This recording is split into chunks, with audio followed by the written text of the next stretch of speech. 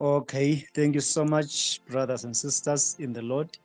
We want to give God praise even tonight, even as we begin our class and our time of study in the Word, as we shall be looking on the subject of giving under grace. I'm sure today we will be doing part 3 under this subject, and our brother Apostle M. Mabuza is going to be leading us tonight. Before we may hand over the mic to him, may we kindly open our class tonight with a brief word of prayer, and we'll pray. Let us pray. Father God, in the name of our Lord, we give you praise, we give you honor. You are exalted in all the earth. There is no other God besides you. You are the King of kings. You are the Lord of lords. Thank you, Lord, that we are lords together with you in this everlasting kingdom. We are masters, we are rulers together with you in this eternal domain. We worship you, Lord, our God. We thank you for love and for grace. We thank you, Lord, for insight and for knowledge.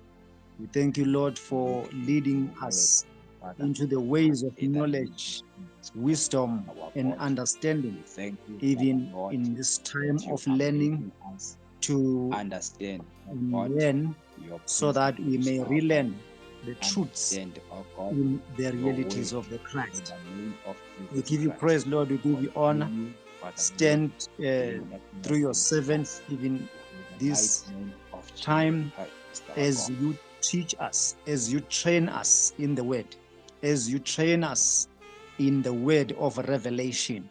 Let the word of scripture come alive even tonight, come alive and sharpened to separate us from all odds, all false doctrine, all teachings of men and doctrines of men. We give you honor, Lord, we give you praise. Let all be unto you the glory forever. Amen. Okay, Brother Apostle Mabuza, may I hand over the mic to yourself, even as you begin to lead us in the word of study. Amen. Amen. Thank you so much, Prophet. Uh, may I greet everyone that is here in the name of our Lord Jesus Christ. We are here again today by the grace of God to look into the topic that says giving under grace. So we have looked at a number of issues here. Maybe a recap on what we did in our last session. We looked at a few words that we discussed, that we said were fundamental in the understanding of giving under grace. So we said, according to the writing of the Apostle Paul here, giving in itself is grace. Giving in itself is grace. So the verse that we read, it's in the text that is in 2 Corinthians chapter number 8. The very first verse there, it says, we want to tell you further, brethren, about the grace of God, which has been evident in the churches of Macedonia. So we learned from this portion of scripture that that which caused or made the churches of Macedonia give the way they did, it was the grace of God. So which makes it clear that without the grace of God, then it may seem impossible it may be impossible to give under grace without the grace of God. So then we say giving in itself, it is grace. You cannot give without the grace of God. So we looked at grace as the first word that needs scrutiny or that needs a study and proper understanding. And we said the word grace in the Greek is the word charis. And when we look at this one, we said it means a favor or a gift. Charis means favor or a gift or a kindness that is freely given. A kindness that is freely given. And we mentioned that the word grace or charis here, it carries the idea of something that is given without obligation or without pressure, but something that flows from goodwill. So that is charis. So offering or giving under grace, it is charis. It is kindness that is given freely. It is given without obligation. It is done without any pressure from anyone. It is done generously out of a willing heart. It is done willingly. So we are saying, as opposed to the era of the old covenant, where giving was mandatory and it was calculated, it was given as a law, it was an obligation that everyone was supposed to do in that specific manner that was prescribed. So in the new covenant or under grace, we are saying it is done, it is not done under compulsion, but it is done with a willing heart flowing from goodwill. So we said that is one very important thing that we need to understand under grace in the topic of giving under grace. We said the churches of Macedonia, they gave according to their ability and even beyond their ability because of the grace of God that was in them. So because of the grace, and the Bible records that Paul is stating the fact that the churches of Macedonia, they were under tribulation, great tribulation, number one. Number two, they were in great lack, so they were poor. But then under those circumstances and conditions, they were able to give to the church or to the church members that were in lack in Jerusalem. So that was because of a divine empowerment. So grace here, we said on top of defining grace as unmerited favor, we can also say that it carries a notion of divine empowerment. So it is what gives us the power to perform at a level that is beyond the understanding of the human mind. So now we also mentioned that it is fellowship in itself. So we said word number two here, it is fellowship or participation that will help us understand giving in the or under grace or in the new covenant. So when we give, we are partaking in ministry, we are participating, we are fellowshipping. So it is a way of fellowshipping or It is a form of partnership among believers. So here, the example of the churches of Macedonia, it was that the churches were making contributions to the fellow believers that were in Jerusalem. So that was some form of partnership or communion, or even participation or sharing in the burdens that the believers had. So we said this is the Greek word koinonia, the participation of the saints.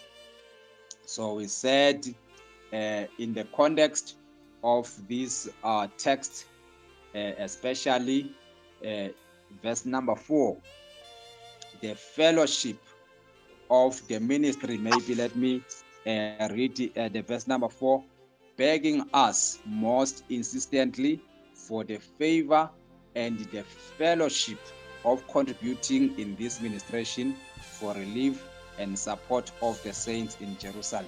So the churches of Macedonia, they were begging insistently Paul for the favor and the fellowship, for the grace, and the koinonia, that is the fellowship of contributing in the administration of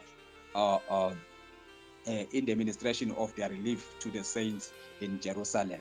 So we are saying this is an act of fellowship giving in the new covenant. It is a form of fellowship among the believers, or it is a form of participation in ministry. It is participation in ministry. Also sharing in the needs of others, sharing in the needs of others, and also entering into the lives of fellow believers, entering into the lives of fellow believers. So that is the purpose of fellowship, especially when we look at it in the context of the scripture or of the text that we read. So we also saw that giving is not a detached donation or an act of charity, but it is relational in nature, because it is a participation in the work of God. It is sharing with others in Christ. So it is not just charity, but it is a form of relational participation in the body of Christ, or in the ministry, or in the work of God. So you are entering into someone's burden. When you give, you are entering into someone's burden. And what is important there is that as you enter into the burden of the fellow believer, then you are extending a hand that will uplift the glory, or that will take the glory to God himself, not to yourself, but you are taking the glory to God. The people whom you are serving, the people whom you are meeting their needs, they will see the greatness of God due to or because of the giving that you are doing, because you are meeting their needs. Then the third word that we look at, it is the word cheerful, that we found this one in 2 Corinthians chapter number 9. This one was verse number 7. Verse number 7. Let each one give as he has made up his own mind and purposed in his heart, not reluctantly or sorrowfully or under compulsion, for God loves a cheerful giver. For God loves a cheerful giver. Let each one give as he has made up his own mind. Let each one give as he has decided in his heart. So you give upon the decision that you make in your heart, not under compulsion, not reluctantly, not sorrowfully. So you do it out of love, for God loves a cheerful giver. So we looked at the word cheerful here, and we said this one in Greek, it is hilaros. So this one is rooted in the word hilarious. So in Greek, it is carrying more than the humor that it carries, but it implies a delightful readiness to do, a delightful readiness to do. So you are ready to do something willingly or joyfully, the gladness that you have in exercising something. So here, God loves a cheerful giver. God loves a hilarious giver, someone who gives willingly, someone who gives joyfully, someone who delights in giving. So that is what we looked at. And I would love us to proceed a bit today, and maybe I was moved to talk about this text. There was a question when we ended last time on the inclusion of verse number 6 of 2 Corinthians chapter number 9. So may I talk about that one briefly and see if there is something that we can pick up concerning giving, or the understanding of the inclusion of that verse in the context of giving under grace. So I will read 2 Corinthians chapter 9, maybe start from verse 6 to 8, like we did the other time, verse 6 to 8. But then I want to talk about the inclusion of this particular verse, especially because there is a connotation that it carries, which is not, which is often misunderstood. And some of us, you find that we teach something that is not accurate out of this verse. Okay, verse number 6, 2 Corinthians chapter number 9.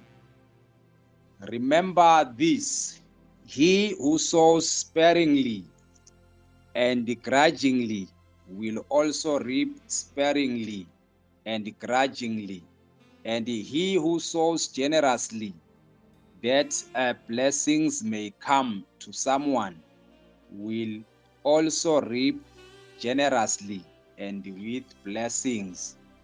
Let each one, that is verse 7, let each one give as he has made up his own mind and purposed in his heart, not reluctantly or sorrowfully or under compulsion, for God loves a cheerful giver. Verse number 8, and God is able to make all grace come to you in abundance, so that you may always and under all circumstances and whatever the need be self-sufficient. Yes, be self-sufficient. So this verse, in this verse, Paul is appealing to the church for a voluntary offering. In fact, in this text, Paul is appealing for a voluntary offering, a generous giving, not a transactional giving. So we are going to look into the context in which this verse is appearing or is existing. This verse is existing within a context, so it will help us to take note or be cognizant of the context within which it exists. So now the line that is verse number 6 sits within Paul's appeal for a voluntary offering, not a compulsory system. So it is often misunderstood as a form of getting material return. So some of us, when we read this one, we think like it is a verse that says, if you give, then you shall receive, maybe according to some certain measure. But then here Paul is not talking about material return. We are going to look at the verses that make the context for this particular verse. So it is often misunderstood. In the context of this verse, Paul is drawing a deeper contrast between grace given generosity and the transactional giving. So Paul here, he is making clear the distinction between generous giving and transactional giving. He is advocating for grace-driven generosity, giving, not expecting something in return. So Paul here is making a metaphor or a figure of speech when talking about sowing and reaping. He who sows sparingly and grudgingly will also reap sparingly and grudgingly, as he who sows generously. Here, the version, the amplified version, then has in brackets some statement that says that blessings may come to someone. So if they are giving or sowing generously, that blessings may come to someone. So now, when we give according to the Apostle Paul here, when we give for or to bless the next person. So the ultimate goal of giving here, it is blessing the other person. So meeting the need of the other person, not so that I can benefit or that I can collect something in return. No, it is not like that. Paul is using a sowing and reaping image here, something that was familiar with the ancient world, the people for whom this is written, the people who lived during those times when this book was written. So they were familiar with the concept of farming or agriculture, so sowing and reaping. So the focus here is not a law that when you give, you get. When you give this, you get that. No, it is not that. But it is a principle of participation in the generosity of God. So Paul here is teaching about, or is speaking about a principle of participation in the generosity of God. We ought to participate. So farmers, in the context of this verse, farmers, or using the imagery that Paul has used, farmers do not sow reluctantly, so or calculatingly. So they do not sow reluctantly, like they don't want to sow. So when they sow in hope and in trust. So now, looking at the word sparingly here, maybe there's a Swati version, when you read, it talks about kunikela kakhulu, yet it is giving us some misinformation here. Sparingly here does not mean giving much, but it has to do with sowing or doing something reluctantly. So if you do reluctantly, if you give with a reluctance, that is the sparing giver. So if you do with a reluctance, what is reluctance here? We are going to get this in the next verse, verse number 7. When verse number 7 is talking about giving a cheerful giver or a generous giver against a sorrowful or a reluctant giver, then we get to know that if someone sows sparingly, it means the person is sowing reluctantly out of a hard heart, out of a heart that is not willing, a non-willing heart. So if you are sowing sparingly, then you are doing it not with a willing heart. So now that is the point here. So it implies that you are doing it, but at the same time you are holding back, or you are doing it and at the back of the mind you are thinking of, what will I get if I do this? That is the notion that is kept by this word sparingly. So if you give sparingly, then you shall reap. We are going to also look to the concept of sowing and giving here. So now number 2, if you give generously, then you will reap generously. What does it mean? Generously here, it means with blessings. Like we have looked at this version that says, he who sows generously, the verse 6, he who sows generously, that blessings may come to someone. So when you sow generously, it means you have at the heart or in the mind, you have that particular person to whom you are giving the need. You are being empathetic to that particular person. You are getting you are taking yourself into the shoes of that particular person who is in need. So if you are doing it generously, you have the person at heart. So out of love, then you give. Why do you give?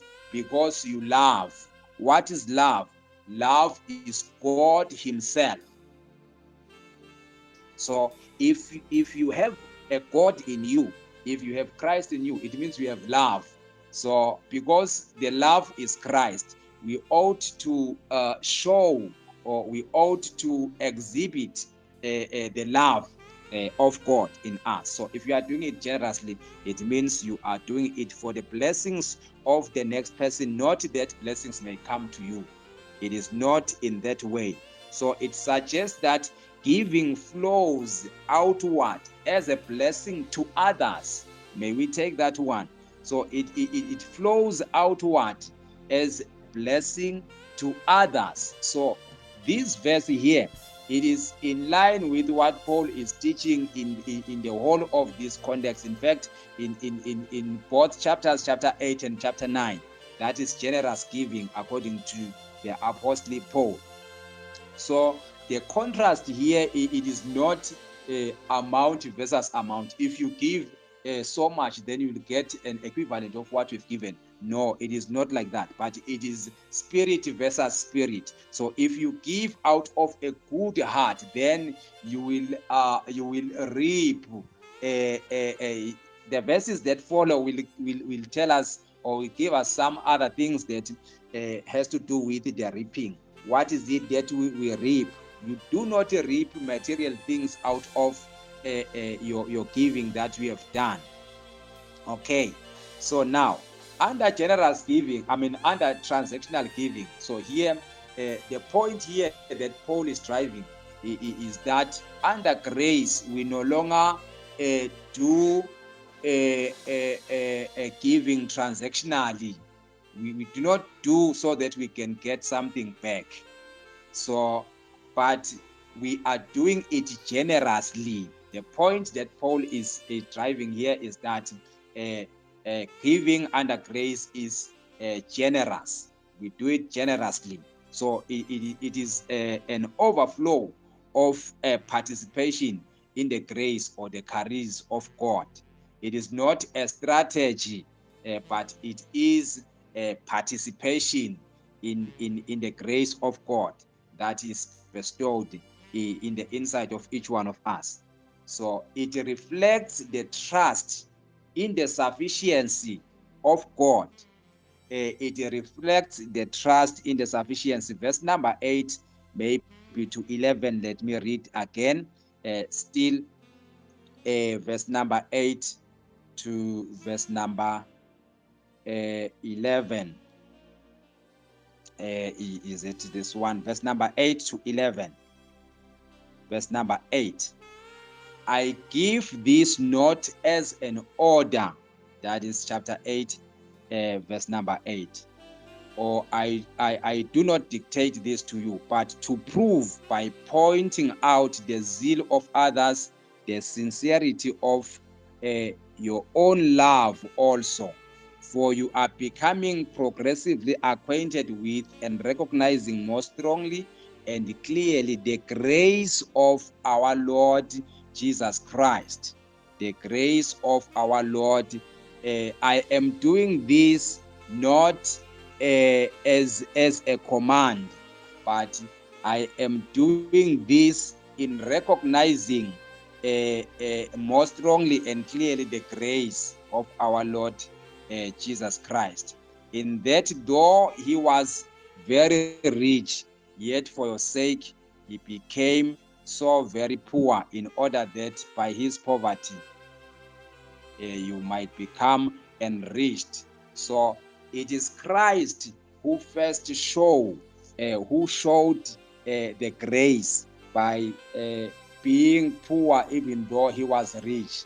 The meaning of these words, poor and rich, here, they have nothing to do with material things, but the richness that they are talking about, it is the glorious state of God, or of Christ before he was incarnated. The poverty here, it refers to the incarnation of Christ. So he showed love, he showed grace to us, he shows generosity to us by coming into the flesh. By his incarnation, he was made poor, even though he was rich. He was full of the glory in his original state. But then he degraded himself out of the love that he had for mankind, so that we could benefit from that. So he was sacrificing himself for us. So when we give, we do exactly the same. We are doing or offering a sacrifice for the sake of the saints, for the sake of the brothers and sisters that we have. So we are doing that not for benefit on our side, not because we want to gain something, but we do it so that the others may benefit, so that the needs of the others may be met. So now it reflects, we are saying generosity under grace reflects trust in the sufficiency of God. Okay, the purpose of giving, verse number 10 says, it is then my counsel and my opinion in this matter that I give you when I say it is profitable and fitting for you now to complete the enterprise which more than a year ago you not only began, but were the first to wish to do anything about contributions to the relief of the saints at Jerusalem. So here it says, Paul here is reminding the church in Corinth, that they had made the promise that they would do a year ago. They had made the promise that they would contribute towards the saints in Jerusalem, but then they had not done during that particular time when this letter was written. So he was motivating them to finish. So now finish doing it. That is verse 11. Finish now doing it, that your enthusiastic readiness in desiring it may be equaled by your completion of it according to your ability and means. So please now finish it, or finish doing it, that your readiness in desiring it, that your happiness in seeing it done may be fulfilled by you having done it. So that is the giving. So because they had done it, they had promised to do it. So now Paul was motivating them to continue and finish that. So the harvest here, it is more than, the harvest is more than money. In fact, it is not money or material thing. So if you give sparingly, you shall reap sparingly. If you give generously, you will give generously. In the book of 2 Corinthians chapter number 9, when we read from verse number 8, let us read verse number 8. 2 Corinthians chapter 9, verse number 8. We read verses 6 and 7. Verse 8 says, and God is able to make all grace. God is able to make all grace come to you in abundance. So this one now, it is generosity under grace. It is reflecting the sufficiency or the abundance of God. It reflects the sufficiency. It is not like if you give, then God will reward you by being a blessing with earthly things maybe. But then it says God is able to make all grace abound. All grace abound, so that you may have it in abundance. What is it that you will have in abundance? We shall see that which you will have in abundance, one of which it is righteousness. So now, instead of awaiting for material things, so when we give, we are pursuing the things of the kingdom. We are ministering in the kingdom. So we will reap. The reaping here, it is not material, but it is growth, spiritual growth. As you do it willingly, as you do it generously, then you get to know, you get to grow more in the faith. You get to benefit in the kingdom, and in the kingdom we are not benefiting material things. So it includes righteousness, it includes thanksgiving to God. So when we give, according to the apostle here, when we give, then we reap thanksgiving to God, not to us, but the thanksgiving, it goes to God. So the people will be thanking God by provision. The provision give, because we'll be meeting the needs of the community. Also, we are reaping an impact in the community as we do the giving, or as we give out the alms to the needy. Then we are making an impact in the community. We are not doing this in exchange of anything that is materialistic. So Paul here actually guards against a transactional reading in the very next verse. So that is the verse number 8. Each one must give as he has decided in his heart, not reluctantly, which means the verse 6 here, the context of verse 6. After verse 6, we have verse number 7. Verse number 7 is sort of interpreting or making verse number 6 clear to us. What is it that is being talked about in verse number 6? Each one must give as he has decided in his heart, not reluctantly. So now we are saying the sparing giver that is mentioned in verse 6, it is the reluctant giver. So if you are doing it reluctantly, then you are the sparing giver. So if you are doing it out of generosity, or generously, or cheerfully, or not under compulsion, then you are the generous giver. The word cheerful here suggests a joyful freedom. It is not some calculated investment. So now, what is reaping? When we look at the concept of reaping here, because this is an image or an imagery, it is a metaphor. So here it is a figure of speech. Paul used a figure of speech to communicate spiritual truth here.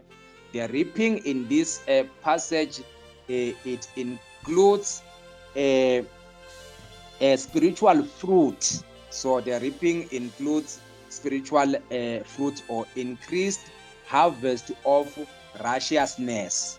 an increased harvest of righteousness. Verse number 10 in 2 Corinthians chapter 9. And God, who provides seed for the sower and bread for eating, will also provide and multiply your resources for sowing and increase the fruits of your righteousness. So now, this is very key because it is defining that which was said in verse number 6. We are not doing it to get material things, but the increase here or the reaping, it has to do with things of the kingdom, such as righteousness, an increase in the fruits of righteousness. So we get to increase in righteousness when we do this giving generously. We get to increase in kindness. We get to increase in understanding of the things of the kingdom.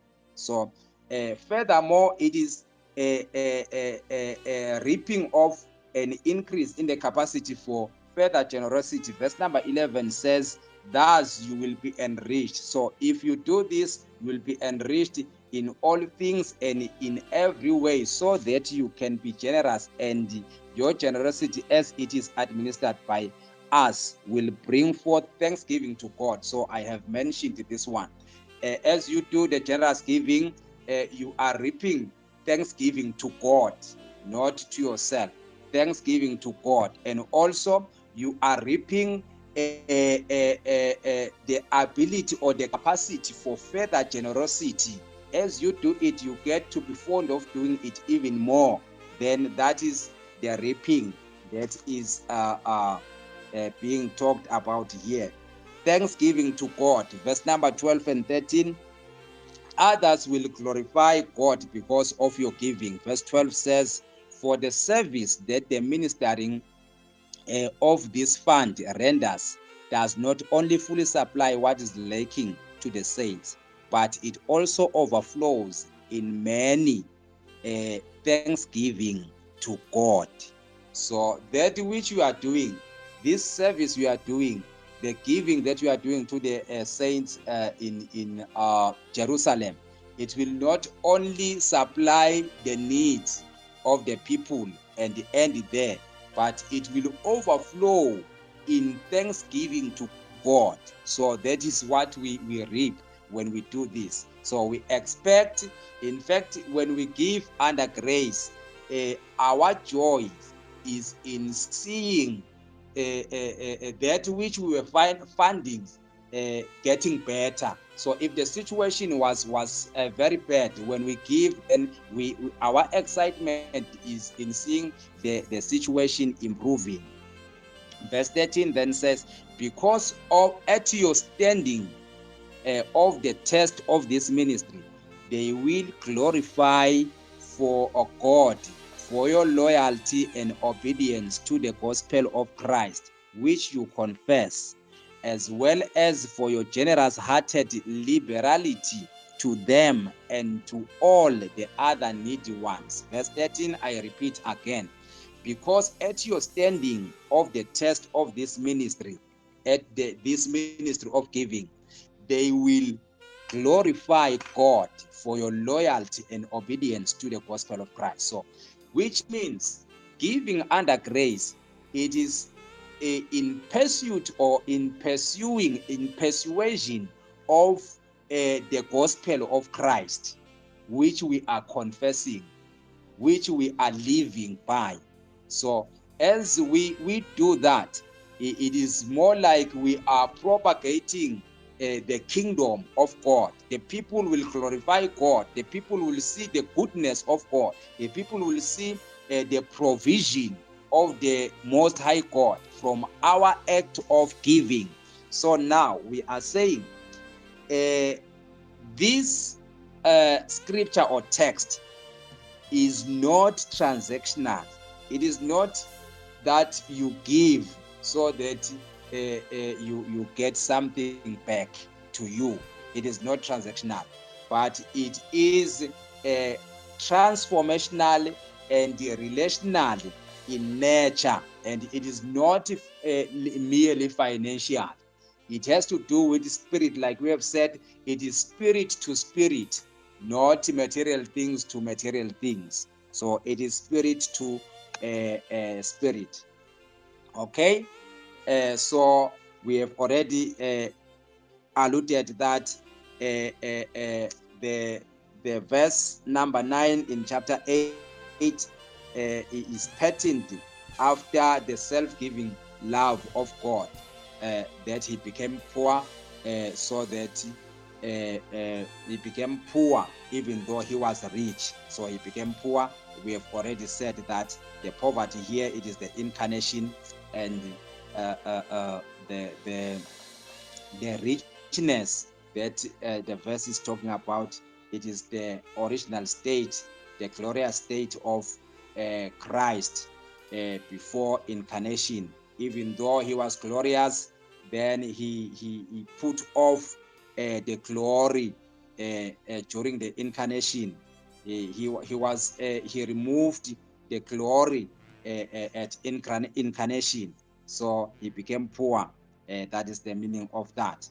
So we are saying we do not give to get grace. Grace, contextually, here, grace is the source of giving. The churches of Macedonia were able to give at the level at which they did because of the empowering of the grace, because of divine empowerment inside of them. That is why the other verse says, they first began by giving themselves to God. So they gave themselves to God, and after that they were able to do the ministry of giving after having given themselves to God. So giving is called grace in itself. You don't give to get grace, but you give because you already live in grace. So the grace that we have, the grace that God has given us, it is what propels us to do the giving. And when we give under grace, we are not giving in expectation of something materialistic in return, but we do it in with the notion or with the intention of propagating the kingdom, with the intention of seeing the needs of the brothers and sisters being met, with the intention of pursuing the kingdom, with the intention of pushing the agenda of the kingdom. So the measure of your generosity, it is reflecting the posture. As I close, it is reflecting the posture of your heart. The measure of your generosity reflects the posture of their heart, because when we give under grace, we do it by heart. We do it out of a love that springs out from the heart. And that posture, it is what determines the kind of love, the kind of life, and the fruit we experience in the grace of God, the fruit that we experience in the grace of God. Like we have seen that one of the fruits that we're talking about here, it is the fruit of righteousness. One other fruit, it is the fruit of seeing that which we are giving for being executed or being done, the condition for which we are giving getting better or improving. So our intention or our goal, it is to see that which we are giving for improving. Our goal is not getting something. It is not getting something in return or earning something from the act of giving. So as I close, I would emphasize that Paul here in the text that we have read, Paul is advocating for a grace giving Paul is teaching here about grace giving. Paul is teaching about generous giving. And generous giving, we are saying it is giving, not expecting anything in return. It is as opposed to transactional giving. In transactional giving, you give for blessings, but under grace giving, we give as a blessing. We give so as to bless the next person, not giving so that we can be blessed. Why? Because the scripture has already said that we have been blessed by God with all spiritual blessings in the heavenlies. So now there is no need for us to do it in search of blessings or looking for blessings in return, because we are already blessed. The reason why we give it is because we are blessed. So let us have that in mind. We give because we are blessed. We give because we want to. We are funding the need that has risen. We are funding the need that has come up. And as we do that, we are making glory for our God. As we do that, we are exercising the provision of God. We are making God very helpful to the saints. In the name of our Lord Jesus Christ, may I end here for today and hand over the mic to our elder brother here, the prophet Vlagati. In the name of Jesus, amen. Amen and amen. Shalom. What an insightful teaching, my brother, full of the word of revelation and expounding a lot of hidden truths from the word of the living God. We are thankful to God for yourself and for the commitment you have shown in the study of the word. I have noted some few things there when you defined sparingly as giving reluctantly out of a hard heart. Ngesiswati sithi unenhluthulwane uthi upha kepha lo uphe ngako ufuna ukuthi iphindze kubuye kuwe. That is what they call the transactional kind of a giving. That was a great revelation there. When you came to generosity, giving generously, with you say when you give generously, your giving carries a blessing, and putting yourself in the shoes of the one you are giving, your heart is on the project. You are not just giving, but your heart is carrying the weight of the project. It might be a church project. It might be a need for a brother. Your heart is burdened with that need or that project. So your gift begin to flow to others as a blessing. When you give, your gift becomes a blessing. And you talk also about the reaping. Under grace, we do not give with a transactional mindset. We are reaping an increased harvest of righteousness. So when we give, we are exercising our righteous muscles. We are showing forth how masculine we are in righteousness. It's a show off of our masculinity in the righteousness which we have been given through Christ. There was so much revelational. I thank you for that. So when we give, people will give praise to God. I also marked that one. And in other words, so giving becomes now reaching out to people with God's grace and favor. When we give, we are kickstarting other people to the praises of God. So we need to give because our giving now becomes evangelistic. Our giving becomes a praise to God. If we don't give, few people are going to give praise to God.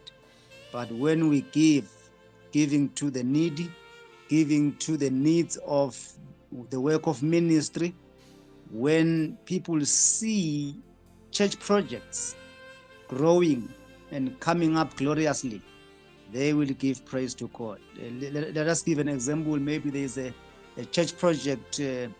We are building the house of worship. We are going together, building it to its elegance and beauty through our offerings. Then even the community people will begin to praise God about that building we would have built through our offerings and gifts. And then you also talk about the poverty.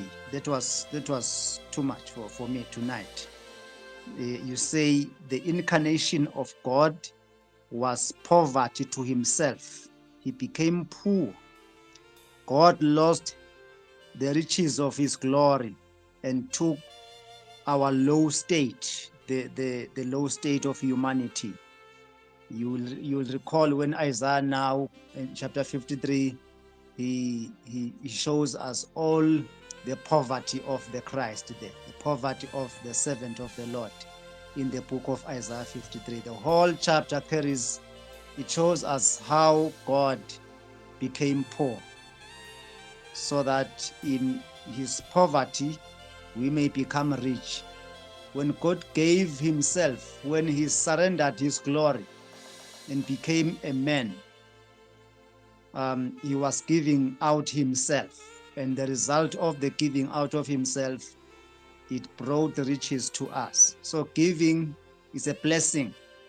When God became a human being, he was releasing an eternal blessing to us who believe in the finished work of the Christ. Thank you so much, my brother, for that. It is so much insightful and full of revelation knowledge. I want to believe our brother is also, before he hangs down the tools, he is going to teach us on the attending of the church workers. I'm sure in your study you do have a part or a portion of the study and teaching about the support to church workers, because it is what troubles the ministers of the gospel. If you begin to say no more tithing, a lot of preachers are going to hate you. If you say we do not give because we want to receive something, and then some of our brothers who are on the pulpit, they will tend to say, so sonela bantu, sonela emakholo. So ngiyakholwa ukuthi ke mfundisi, you will also have a deep teaching on support for ministers of the gospel. If that subject will be available in your textbook, the Bible, then one of these good days you will come up with that one. We will be grateful. Amen. Yeah. Thank you. Yes. Amen. In these 2 minutes, we can allow some few questions. If you have questions and you are here, you are welcome to bring up your questions or your additions to what has already been taught. You are welcome. Amen.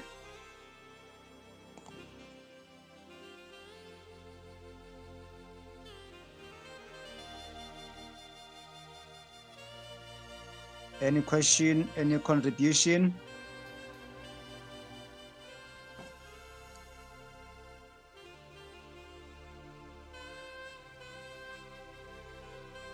the house is quiet. Hallelujah. Without much ado, may I kindly request that we come to an end of our lesson tonight through a word of prayer. And we are going to request our brother, Pastor Kazu, to lead us in a word of prayer. Amen.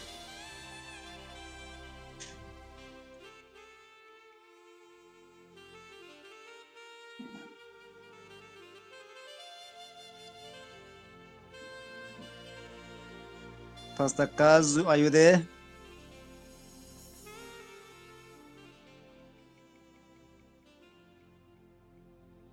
Maybe he's not there. May we request our sister Mage Makongo to lead us in a word of prayer.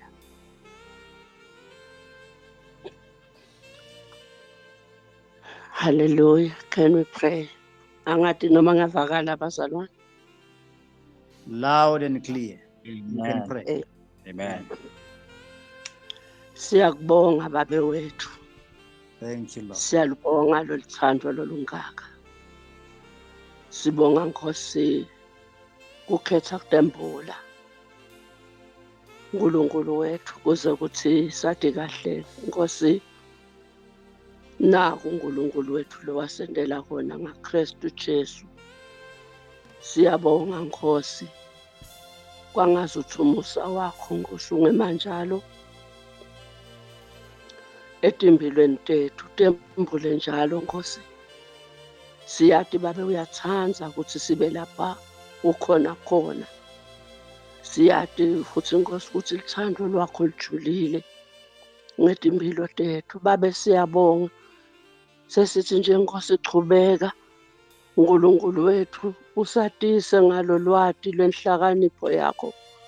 uNkulunkulu waphakathi kuze kuthi Nkosi kwenda kwethu Nkosi kube seNkosini ngegama likaJesu ngoba vele sowushito ukuthi kwenda kwethu Nkosi asende Nkosi ungathi senda kuyo inkosi kuze kuthi uNkulunkulu waphakathi nebantu badi babone lolu thando babone buhle benkadimulo yakho ngekuthi sibe munye nemcondo waJesu Kristu kuze kuthi kunikela kwethu uNkulunkulu wethu kukhadimulise wena babe wethu losezulwini. Siyabonga Nkosi busisa incegu yakho uNkulunkulu wami. Phindze umanzisele sanzisele Nkosi ngalo lwati. Siyadzinga uNkulunkulu wethu ukuthi simade sifike uNkulunkulu wethu ekuphelelisweni nasekuphelele nje ngoba vele Nkosi we have set the standard uNkulunkulu wethu egameni likaJesu. Chubeka Nkosi ubusise ngilo naloyo uNkulunkulu waphakade naphakade ngalo lwati Nkosi ngegama likaJesu Kristu. Amen and amen. Glory. Amen. Amen. Hallelujah. Amen. Amen. Thank you so much. Thank you for your time. Thank you for following. May the blessing of the Lord be upon each one of us, even as we go to retire. May we wake up in the morning full of strength and energy to face the work of tomorrow. Blessings to each one of us. Amen. Amen. Amen. Amen. Amen.